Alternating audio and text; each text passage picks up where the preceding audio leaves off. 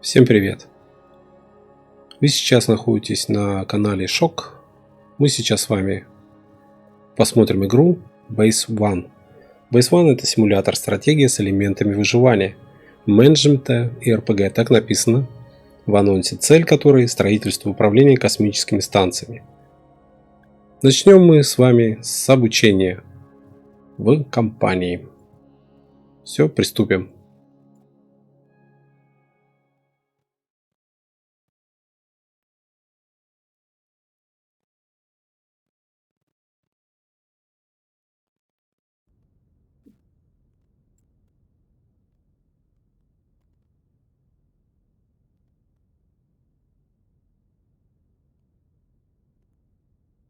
Испытательный полигон.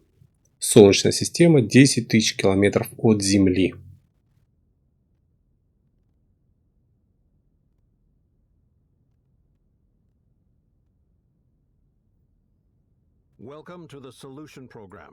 Добро пожаловать в программу решения. Поздравляю вас с прохождением всех тестов. Это последний этап отбора. После его успешного завершения вы будете участвовать в первой волне колонизации системы Надежды. Это высокая честь и большая ответственность. Вы готовы? Конечно. Что за место? Это испытательный полигон Альфа-2. Здесь мы отрабатываем новейшие космические технологии. Сейчас мы тестируем сборку и настройку модульных орбитальных станций. Именно этим вы и будете заниматься. Я проходил инструктаж в центре, мы отрабатывали все на тренажерах. Теперь у вас будет возможность попробовать все на практике. Время у нас ограничено, поэтому давайте начнем. Итак, сначала повторим основы. Прекрасно. Так, соединение разорвано. Нас накачали информацией. Вы на полигоне. Базовая тренировка. Так, главная панель. Здесь находятся основные элементы управления станцией, строительство, наука, снабжение, экипаж и так далее. Управление временем. Текущее время сутки, шкала времени суток, скорость игры. Быстрая навигация. Быстрый доступ к точкам интереса на игровой карте. Ресурсы, секреты и т.д. и т.п. и т.д. Сообщения. Письма от экипажа, системы оповещения, станции на самую разную тему. Проблемы со здоровьем, нечем заняться, что-то не так с рабочим местом, смерть, ужас и так далее. Управление камерой. Так, вот самое основное, что у нас есть. С чего мы начнем? Хаб. Это центральная модуль станции, он полностью автономен, в нем всегда есть воздух и тепло. Разрушение хаба означает конец игры. Game over. Здесь находится шлюз для выхода в космос, а также установлены некоторые базовые устройства, необходимые для старта. Состояние модуля — это панель с тремя индикаторами. Так, слева направо кислород, корпус и тепло. Индикатор кислорода белый показывает, если внутри модуля атмосфера, если он на нуле, персонажам будет нечем дышать, и они покинут модуль. Индикатор корпуса зеленый отражает уровень повреждений внешней обшивки. Как только он достигает нуля, модуль разрушается. Индикатор тепла красный показывает уровень комфорта внутри модуля. Если в модуле очень холодно, персонажи могут простудиться и заболеть. Ну, логично. Так, режим интерьера — это основной режим игры. Нажав на кнопку, можно увидеть, что происходит внутри станции. Так, шкаф для скафандра. Техники используют скафандры для выхода в космос. Это необходимо для постройки новых модулей, станций или их ремонта. Также скафандры требуются для того, чтобы техники смогли устанавливать или разбирать устройства в модулях, где нет кислорода. Скафандры со временем портятся, их нужно менять на новые. Над каждым шкафом есть индикатор состояния скафандра. Износ. Ремонтная станция. Техники берут специальные ремонтные комплекты для того, чтобы починить модуль станции или устройства. Ремонтные комплекты находятся на складе и поступают в ремонтную станцию через специальную систему логистики. Гигиена. Здесь экипаж станции может помыться или сходить в туалет. Но видите, два в одном. После каждого использования туалета какое-то время проходит автоматическая очистка и не может использоваться другими членами команды. Поэтому на станциях, обратите внимание, С количеством экипажа более 5 человек рекомендуется устанавливать модуль санузел с дополнительными душевыми туалетами. Отлично. Ну, просто молодцы. Прочитали все прям досконально. Ну что же, основу теперь вы знаете, пора приступить к сборке первых модулей. Давайте займемся жизнеобеспечением и энергетикой. Это самое важное. Постройте малый модуль жизнеобеспечения и солнечные панели, а там посмотрим. Томас Хьюз. Контроль операций. Хорошо? Хьюз.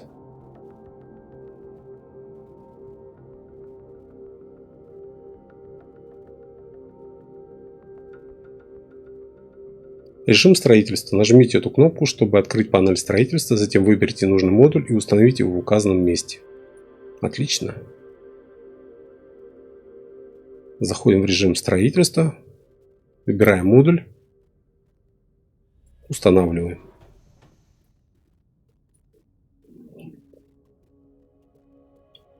Так, устанавливаем солнечную батарею.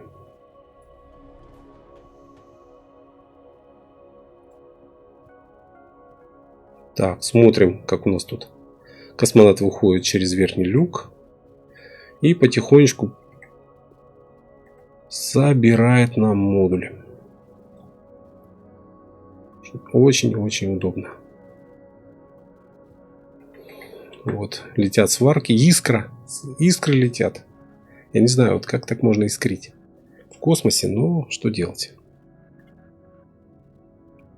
Вот. Сперва строится малый модуль жизнеобеспечения. Вот, после этого мы должны будем построить. Так, отлично.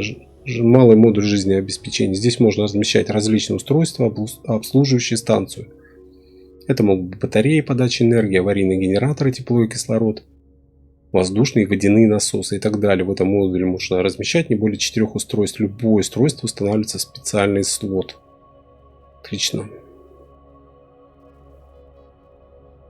Так, теперь он опускается снова в этот люк центральный и отправляется на сварку солнечных батарей. Отлично, тут их двое. 2 техника, это хорошо.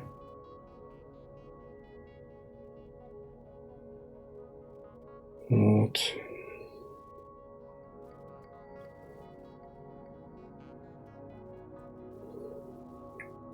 Сварка идет полным ходом. Сейчас, наверное, тоже нам объяснять, что это солнечная батарея.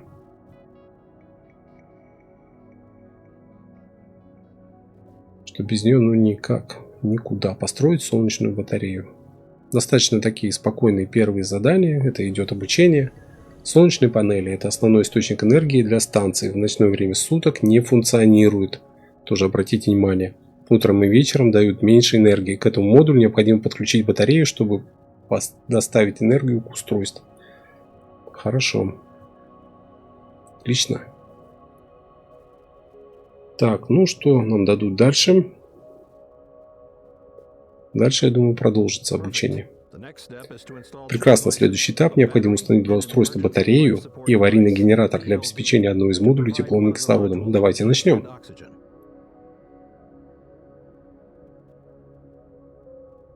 Так.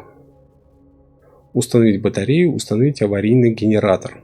Тоже, опять же, в режим строительства нажмем эту кнопку, чтобы открыть панель. Панель строительства. Переключитесь на секцию устройства и обстановка. Затем выберите нужное устройство и установите его в указанном месте. Модуле, вернее. Так, ну что. Солнечная батарея у нас есть. Теперь осталось только выбрать. Строительство, устройство и обстановка. Вот у нас 2 модуля. Первый мы строим батарею. И второй мы строим модуль аварийный генератор. Все, закрываем, смотрим, наблюдаем за этим процессом. Так как у нас здесь нет кислорода, все работы выполняются в скафандре. Вот второй, кстати, техник. Ну, второй техник повеселее бежит. Вот, как только они установят, генератор должен соединиться с солнечной батареей. И также он должен соединиться с генератором. То есть получается так, батарея соединяется, аккумулятор соединяется с солнечной батареей и потом дальше раздает энергию по всем модулям. Вот показано. Батарея — устройство для накопления энергии, поступающих от солнечных батарей или реактора холодного синтеза. Ну не знаю. Когда-то мы дойдем до реактора холодного синтеза. К батарее подключаются все устройства, требующие питания. На станции может быть установлено несколько батарей, запитанных от разных источников для равномерного распределения энергии. Отлично. Все, батарея готова. Отлично. Ну что, теперь осталось поставить генератор. Так, генератор тоже аварийный. Готов.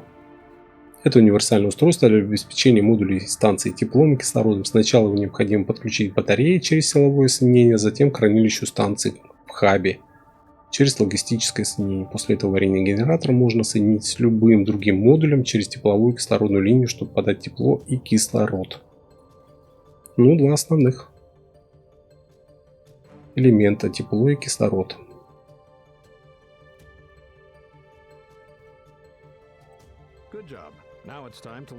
Неплохо справились. Теперь самое время освоить энергетику. Нужно подключить батарею к солнечным панелям, а затем аварийный генератор к батарее. Для этого вам нужно изучить систему логистических подключений.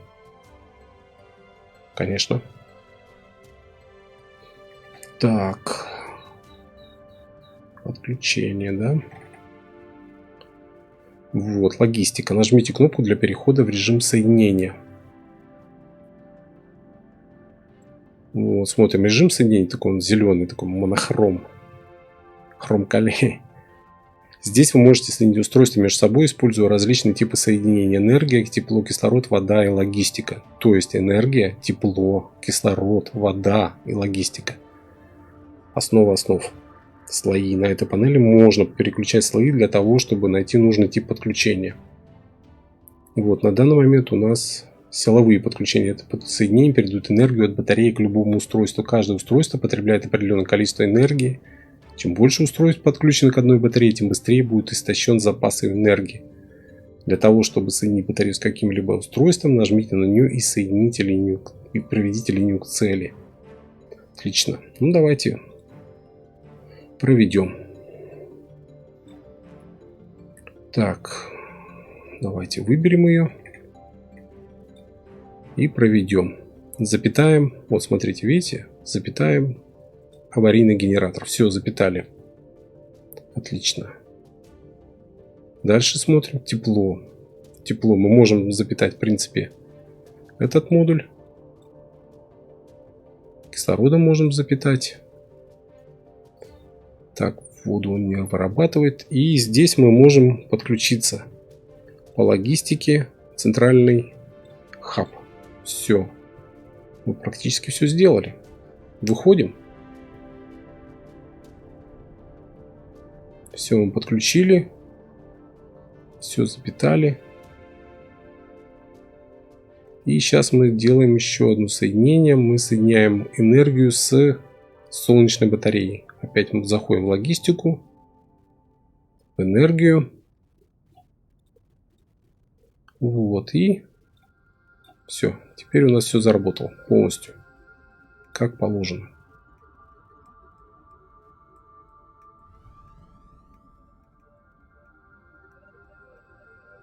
Так, ну что нам дальше предложат? Что-то страшное. Все отлично работает. В модуле жизнеобеспечения нет воздуха, и в нем очень холодно. Давайте его все исправим. Подключить аварийный генератор к хранилищу, а затем к модулю. Хорошо. Вот тут начинается самая большая хитрость. Смотрите. Мы заходим в систему. Им надо нам создать комфорт на станции. Тепло и кислород подается в модуль посредством кислородно-тепловых соединений. Источник тепла могут быть аварийный генератор или бойлер. Источник кислорода — аварийный генератор или воздушный, еще есть насос. Для того, чтобы подключить модуль, нажмите на устройство источника, затем введите линию к пиктограмме в центре модуля. Смотрите, тут есть большая хитрость. То есть для того, чтобы, например, пересоединить что-то, отключить, вот у вас появляется вот этот крестик, вы можете отключить. в любой момент пересоединить. Это очень удобно. То есть ошиблись вы или что-то вы посчитали ненужным вам. Но сейчас появилась опция отключить это оборудование. То есть энергия здесь будет вам нужна просто позарезу. Логистика станции имеет внутреннюю транспортную систему для перемещения любых ресурсов между модулями и устройствами. Эти соединения называются логистическими. С помощью логистики можно отправить ресурсы из хранилища на станции в какое-либо устройство и обратно. В первую очередь необходимо для устройства жизнеобеспечения. Например, из хранилища можно отправить в аварийный генератор кислорода, а затем направить его в модуль. Вот, смена слоев. То есть выберите нужный вам слой подключения логистика, тепло или кислород. Но мы уже это выбирали. И подключите аварийный генератор к хабу и к модулю жизнеобеспечения. Все. То есть у нас сейчас на данный момент необходимо... Так, ну да. Подключить тепло. Ну, смотрите, смотрите. Ну, даже не дали показать, что там разрывается эта связь и переносится. Осталась заключительная часть обучения ресурсы в космосе. Здесь на полигоне мы подготовили кое-какие демонстрационные образцы. В общем, это очень важно и однажды может спасти жизнь целой станции. Ну, слов нет, безусловно. Вот, смотрите. Мы разрываем тепло и кислород. Господи ты, боже мой. Что так быстро все делает. Астероиды – это основной источник ресурсов. Из астероида можно добавить железную, никелевую, кремниевую, титановую и даже урановую руду. Ну, просто, я не знаю. Симулятор горняка. Со временем ресурс каждого астероидного кластера истощается. Нужно время, чтобы он восстановился. То есть идет респам. Самые распространенные астероиды – железные, титановые и урановые, встречаются значительно реже. Добыча руды ведется с помощью дронов-шахтеров, которые запускаются со станции. Перед тем, как начать добывать руду, необходимо провести разведку с помощью зондов, чтобы узнать вид руды и ее запасы. Ну, замечательно.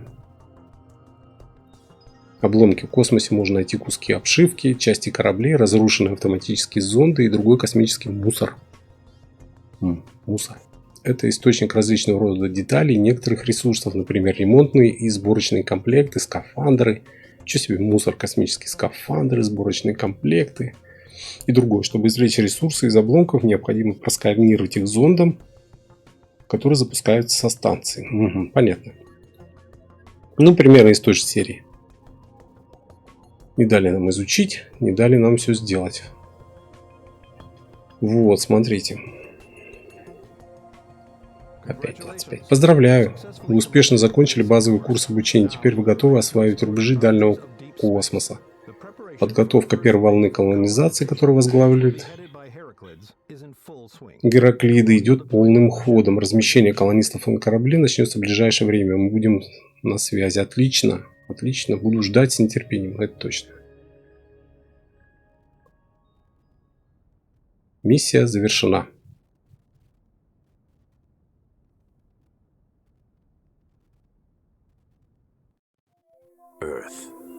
Земля в колыбель, человечество у нас общий дом. Ты подарил нам жизнь, дала пищу и технологии. Мы доросли, мы построили сияющие города до небес, мы поднялись ввысь и опустились до глубин, мы прошли путь войн и страданий.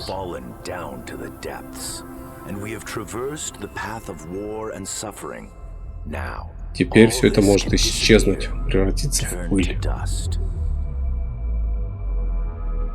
14 лет назад нас постигла катастрофа. Космос словно вывернуло наизнанку. Рядом с Луной появилась огромная светящаяся воронка. Она стремительно росла, превращаясь в гигантский водоворот. Это было червоточина. Она излучала сильнейшую гравитацию.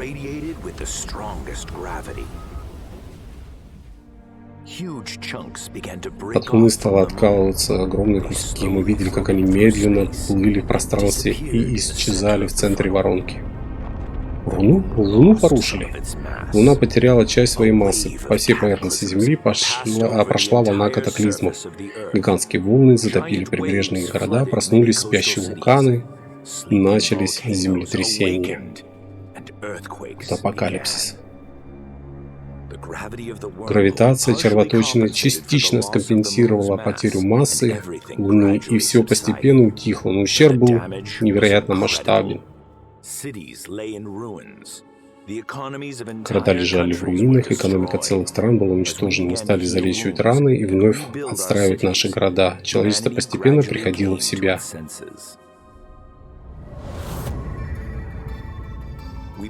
Мы стали изучать червоточину и узнали много нового, но вместе с знаниями пришла страшная правда. Со временем Луна будет разрушена, а вместе с ней исчезнет и жизнь на Земле. Какой-то трэш. Вскоре к червоточине были направлены десятки автоматических кораблей и спутников. Лучшие умы человечества многие месяцы изучали полученные данные. И вдруг оказалось, что это дверь в другой мир. Мир, возможно, в другом конце галактики, а может быть, на другом конце Вселенной. До этого была надежда. Найти новый дом, начать все сначала. Кто знает, что нас ждет там, за гранью. Может быть, это шанс? Шанс стать чем-то большим, чем мы есть. Шанс получить ответ на извечный вопрос, кто мы и откуда.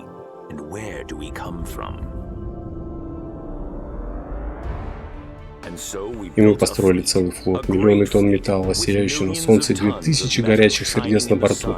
2000? Мало. Мы отправились туда сквозь пространство, мы были готовы. Готовы на что?